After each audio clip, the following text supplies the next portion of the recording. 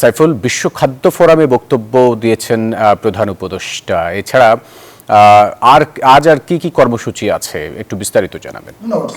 আমরা জানি যে বিশ্ব খাদ্য ফোরামের ৮০তম অধিবেশনে অংশ নিতে ইতিমধ্যে কিন্তু আমাদের বাংলাদেশের অন্তর্বর্তীকালীন সরকার প্রধান ডক্টর মোহাম্মদ ইউনূস ইতালির রোমে অবস্থান করছেন এবং সেখানে কিন্তু আজকের মূল অধিবেশনে অংশ নিতে দুপুর ১২টার পরে কিন্তু তিনি সেখানে প্রবেশ করেন এবং প্রবেশের সময় কিন্তু তাকে অভ্যর্থনা জানায় আগত সেখানে আয়োজকরা এবং অতিথিরা।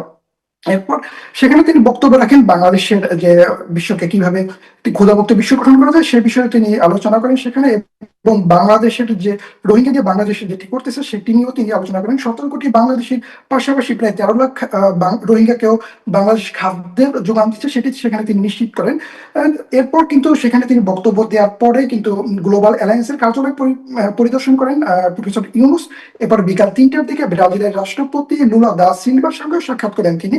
এর পরপরই কিন্তু রোমের যে মেয়র আছে রবের্তো গুয়ালতিয়েরি তার সাথেও কিন্তু সাক্ষাৎ করেন এবং রবের্তোর হাতে তিনি বাংলাদেশের কয়েকটি প্রামাণ্যচিত্র তুলে দেন। সে এর পরপরই তিনি জিবুতির যে প্রধানমন্ত্রী রয়েছেন তার সাথেও তিনি সাক্ষাৎ করেন এবং বাংলাদেশের বিভিন্ন বিষয় নিয়ে তার সাথে আলোচনা করেন। সেই সাথে কিন্তু সন্ধ্যা ৭টার দিকে ফাও এর যে মহাপরিচালক ডক্টর কুডং ইউ এর সাথেও কিন্তু HCA এর সাক্ষাৎ করেন প্রফেসর ডক্টর মোহাম্মদ ইউনূস।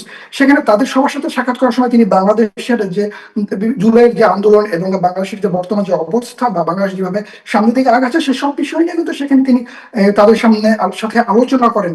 তবে এখন পর্যন্ত যে রোমের বা ইতালির যে কোনো বাংলাদেশি কমিউনিটির সাথে ডক্টর মোহাম্মদ ইউনূসের কোনো বৈঠক এখনো নির্ধারিত হয়নি বা আদৌ হবে কিনা এ বিষয়ে এখন কিছু জানা যায়নি। তো আমার কাছে এই ছিল। ধন্যবাদ সাইফুল, আপনাকে ধন্যবাদ।